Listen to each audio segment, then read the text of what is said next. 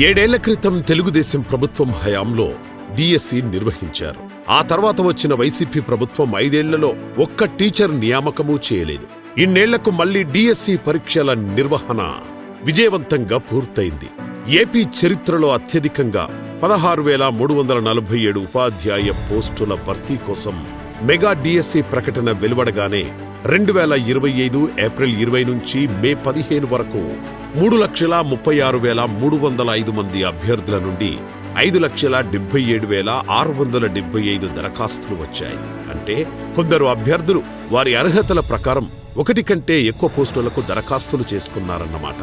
ఈ డిఎస్సి నియామక ప్రక్రియను ఆపాలన్న దుర్బుద్ధితో వైసీపీ కోర్టులో 31 కేసులు వేసింది. అయితే మంత్రి నారా లోకేష్ గారి నేతృత్వంలోని విద్యాశాఖ ఆ అడ్డంకులన్నింటినీ దాటుకొచ్చింది. జూన్ 6 నుంచి 30వ తేదీ వరకు 23 రోజుల పాటు 154 కేంద్రాలలో పరీక్షలు నిర్వహించారు.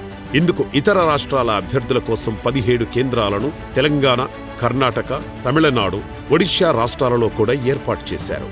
ఎక్కడ అవాంఛనీయ ఘటనలు జరగకుండా పరీక్షా కేంద్రాల వద్ద భారీ భద్రత ఏర్పాట్లు చేశారు.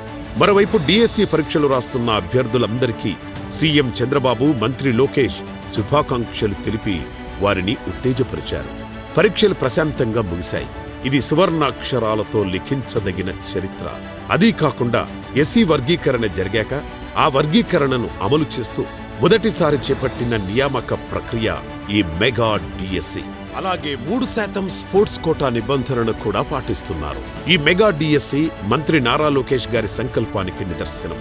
ఇకపై ఏటా డిఎస్సి ప్రక్రియ ఉంటుందని లోకేష్ గారు హామీ ఇస్తున్నారు.